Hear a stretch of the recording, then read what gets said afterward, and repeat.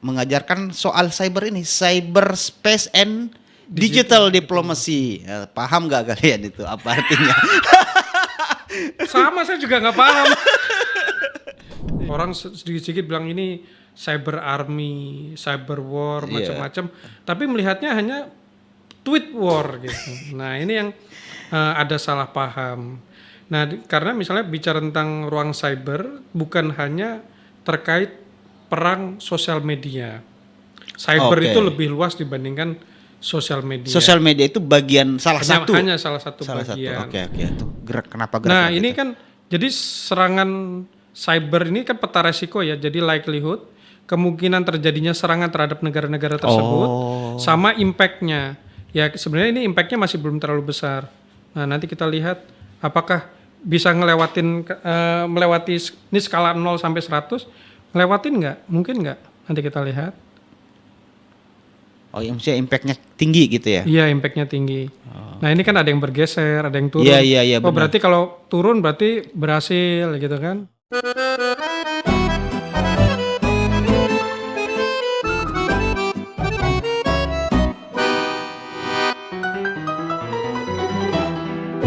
Prop 1 tuh punya data juga ya soal infrastruktur soal gimana serangan cyber di dalam negeri ya. Tapi yang ini aja sih yang sederhana aja gitu mungkin ke sektor energi gitu ya. Sektor energi.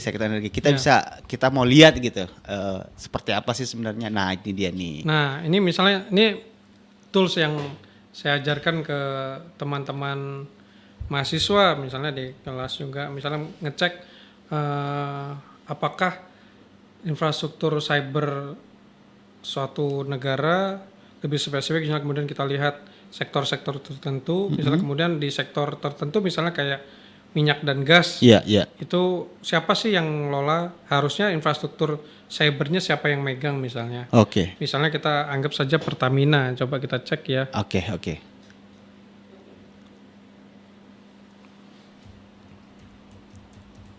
Pertamina.com. Nah, misalnya kalau dia aman, itu harusnya si domainnya cuman hanya mengelola domain yang terkait dirinya, tidak terkait ada intruder atau kemungkinan loophole kemudian masuk ya, atau backdoor. Nah, nanti kita lihat misalnya Pertamina ini aman nggak ya? Kita cek. Bismillahirrahmanirrahim.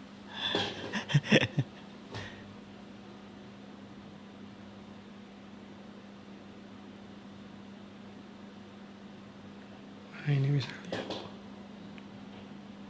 Oh, ini apa nih maksudnya nih? Nah, ini ada beberapa nah, ini bisa terlihat bahwa ternyata dari domainnya Pertamina kemudian lewat mungkin dikelola ke pihak ketiga namanya Javanik.com ini, terus kemudian dia menghosting 78 domain yang lain. Menghosting 78 domain yang lain. Artinya, jadi di bawahnya itu subdomain. Iya, subdomain, dan ini sangat riskan. Sangat riskan karena kemudian serangan informasi-informasi yang mungkin sensitif dan sebagainya bisa masuk dari situ. Dari subdomain ini. Oke. Misalnya kita lihat. Nah, dan ini tidak semuanya terkait Pertamina, misalnya bisa kita lihat itu ada karir Sumarekon, macam-macam ya. Ada Pertamina Gas mungkin masih nyambung. myclinic.id. Iya, karir Sumarekon tadi, PKSS. Iya, ada macam-macam. Tapi semua ini domain-domain ini itu masuk dalam dalam Pertamina.com itu? Iya, nginduknya ke Pertamina. Nginduknya ke Pertamina.com. Iya, dan ini sangat riskan. Nah, nanti kita coba bandingkan misalnya dengan domain yang supposed to be ya, seharusnya secure kayak BSSN. Nanti kita coba bandingkan. Jadi semakin banyak yang seperti itu semakin riskan karena bisa dimasuki gampang disusupin gitu ya? Iya, betul. Oke. Wah, ini bahaya ini. Ini lumayan ini orang IT-nya jualan Iya. Ini misalnya kemudian apa namanya itu par group macam-macam. Nah ini kan sangat riskan ya ini. Iya. Ini nggak usah kita teruskan lah, kasihan. Nah misalnya kita spesifik misal di domain. Nah ini bisa dilihat. Ini domain-domainnya misalnya apa saja ya. Misalnya kita lihat nih. Sini.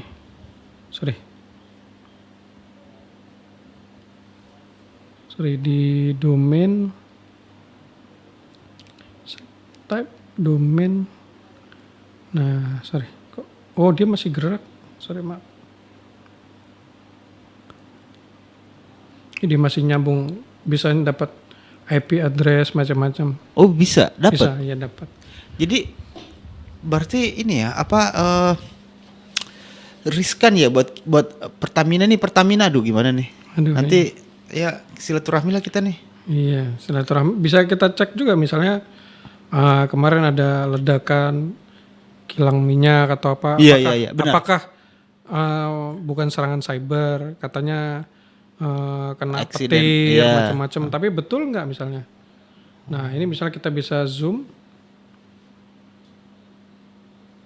Nah ini ada ini domain-domain sub-domain yang ada ya. Ada Estetika Medik, Oh. Era Texco, Ticketing Bus, Indonesia Software. Ini hostingnya lumayan lah paling. Karir Sumarekon, Iya, On Mailhost, Project ini, PKSS, SH, Toko Alarm. Weddingku. Iya. Wah, Yuk travel.com, iya, weddingku, iya.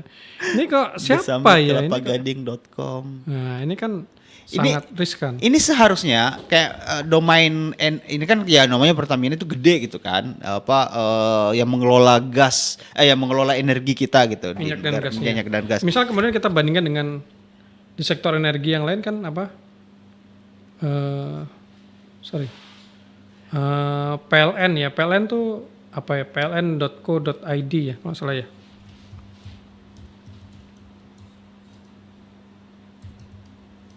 Berarti ini kita coba lihat pln.co.id. Ini bisa dilihat. Oke. Ini ikon PLN, anak perusahaannya PLN.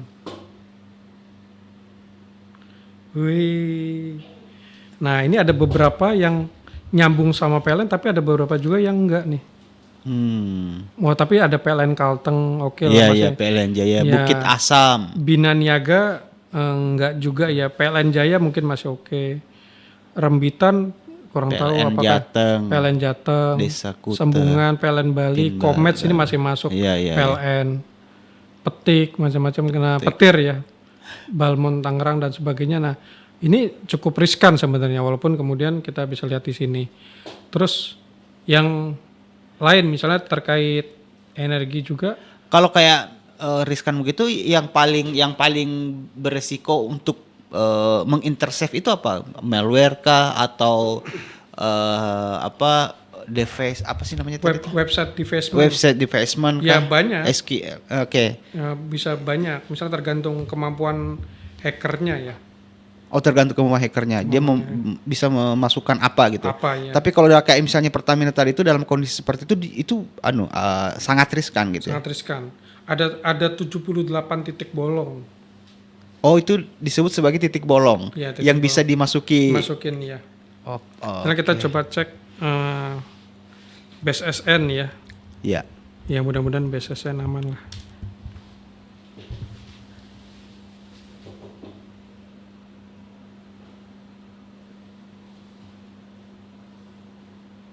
Ini belajar kayak gini berapa lama, Prof? Baca bismillah ini. Subhanallah. Saya baca bismillah tiap hari kan enggak bisa. Sama harus rajin istighosah.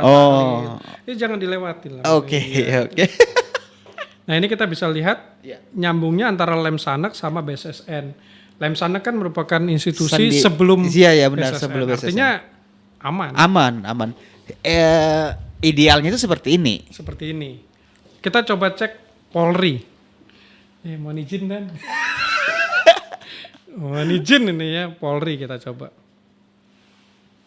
Polri kan punya cyber ya. Iya ya, Polri. cyber. Kita coba cek.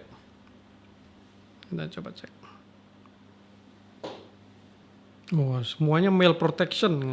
Ini aman ini. Aman ya. Iya, aman. Aman. Dan seharusnya seperti ini, idealnya seperti ini. Nah, ini Oke. bisa kita lihat ada indukannya, Hmm? semua ke Polri semua. Nah, nyambungnya Polri dan Bayangkari.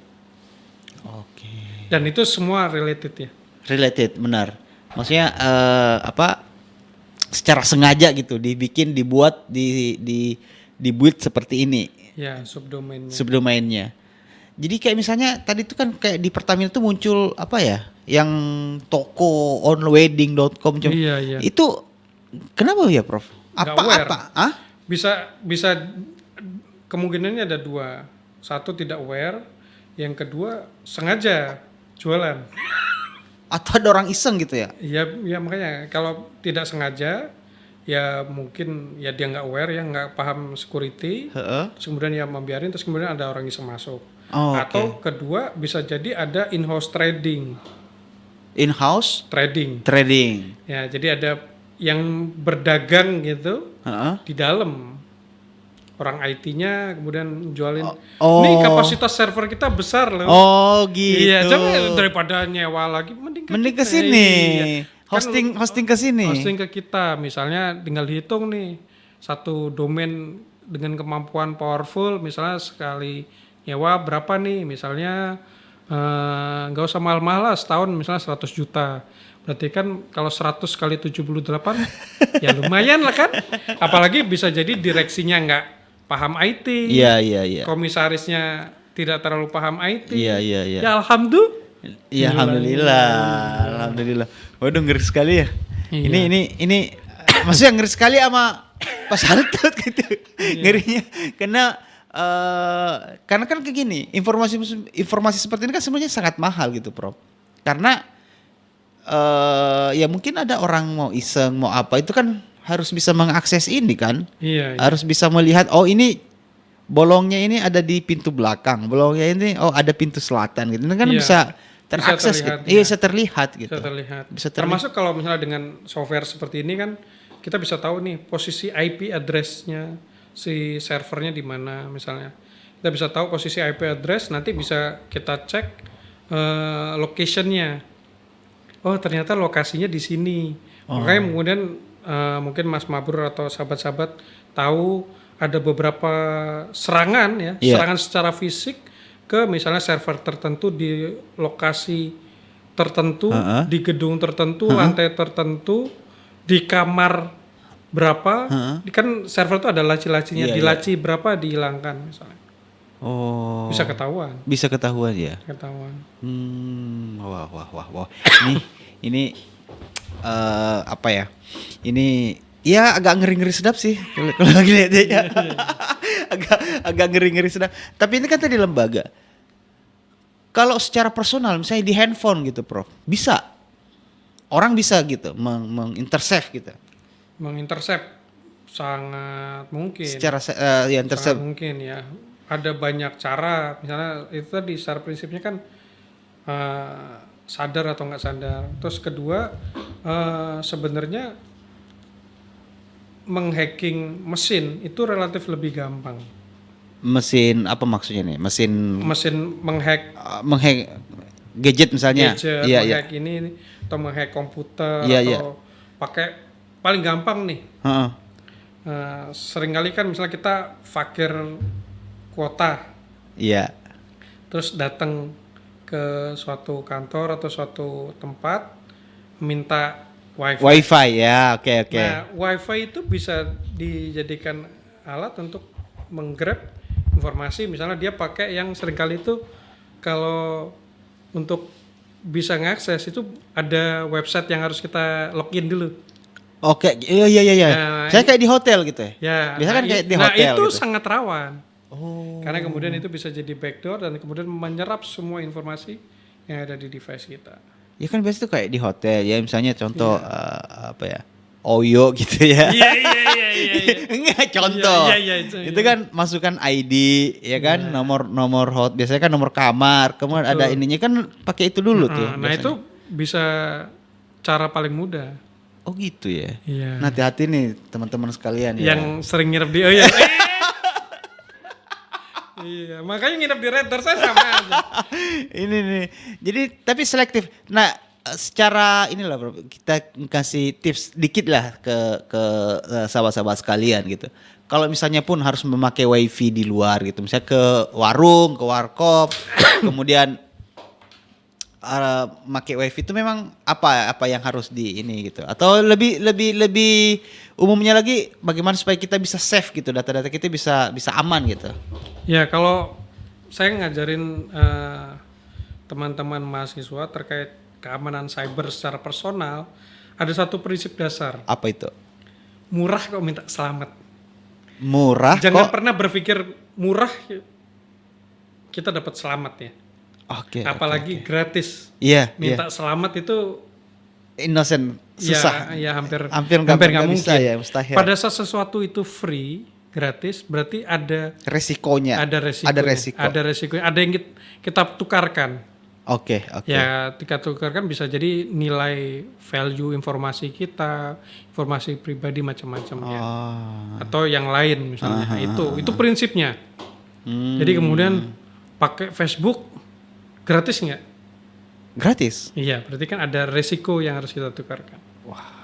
Email. Iya, gratis. Misalnya, kalau emailnya gratis, ya ada Gmail resiko. gratis. Iya, Gmail gratis. Berarti ada resiko yang harus siap kita tukar. Oke. Termasuk WiFi gratis. Ada Ya, resiko. Ada resiko yang kalau misalnya pengen aman, ya tanda kutip berbayar. Berbayar sekalipun sebenarnya ternyata juga nggak menjamin keamanan, apalagi yang gratis. Gratis. Makanya jangan tethering mulu, nyari gratisan gitu ya. Iya. Oke, kita ini udah lebih sejam loh Prof ngobrol, luar biasa banget. Siap.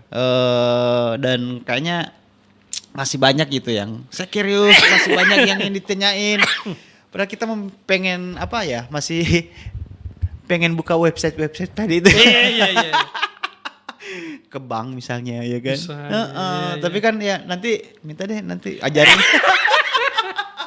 Kalau bank relatif aman ya. Aman karena keamanan cyber itu menjadi sangat krusial. Karena itu bicara tentang trust. Iya, kepercayaan. Misalnya kemudian cybernya bermasalah, nggak aman. Gimana kita mau mempercayakan rekening kita, tabungan kita ke sana. Meskipun kadang rekening kita dan tabungan kita itu amblas. Makasih banyak Prof. Siap. Udah mampir di podcast. Siap. Alhamdulillah banyak men-sharing pengalaman, men-sharing pengetahuan kepada kita, informasi tentunya, dan sahabat-sahabat sekalian makasih juga ya udah nonton di podcast Gerakan Pemuda Ansor. Jangan lupa subscribe juga, silahkan komen juga, silahkan di like juga, silahkan di share lewat WA juga biar informasi yang disampaikan tadi Prof Syaltut ini bisa terdistribusi dengan jauh, bisa kita punya kesadaran digital awareness yang lebih mantap lagi. Makasih udah nonton, dan yang nggak nonton juga makasih juga. Oke. Iya. Intinya jangan gratis tadi? Ya itu prinsipnya harus murah jangan minta selamat. Murah jangan minta selamat, makanya. Ya, apalagi gratisan. Mahal dikit nggak apa-apa lah, yang penting ada duit. Iya. Assalamualaikum warahmatullahi wabarakatuh.